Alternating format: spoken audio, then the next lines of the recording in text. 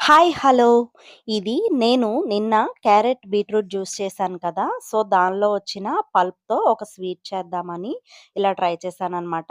Pan తీసుకొని అందులో కొద్దిగా నెయ్యి వేసి చాప్డ్ ఆల్మండ్స్ అంటే బాదం చిన్నగా తరిగి పెట్టుకున్నాను. అది వేశాను. అలాగే క్యాష్యూను కూడా 2, 3 పీసెస్ లాగా కట్ చేసుకొని ఉంచుకున్నాను. అవి కూడా వేశాను. అవి బాగా వేగిన తర్వాత ఈ క్యారెట్ బీట్రూట్ పల్ప్ ఉంది కదా! గుజ్జు మీరు మిక్సీలో వేసినా పర్వాలేదు, లేదా తరుగుకున్నా పర్వాలేదు. తరిగితే ఎక్కువ సేపు పడుతుంది ఫ్రై అవ్వడానికి.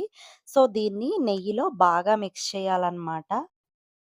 ఈ మిక్సర్ బాగా పచ్చి వాసన పోయేంత వరకు కూడా ఇలాగా వేయించుకుంటూ ఉండాలి.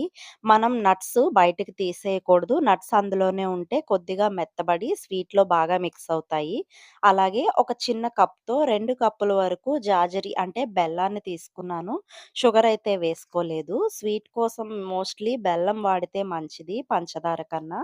సో, బెల్లం బాగా కరిగి అందులో మిక్స్ అయ్యి బాగా క్యారెట్, బీట్రూట్ పల్ప్‌కి బాగా పడుతుందనమాట. 2 మినిట్స్ వరకు కుక్ చేసిన తర్వాత దాన్ని చల్లారబెట్టుకొని ఒక గ్లాస్ బౌల్‌లో తీసుకున్నాను. దీన్ని నైట్ అంతా ఫ్రీజ్ చేశాననమాట. నెక్స్ట్ మార్నింగ్‌కి ఇలా ఉంది. స్వీట్ అయితే హార్డ్‌గా అయితే అవ్వలేదు కానీ, టేస్ట్ మాత్రం చాలా బావుంది.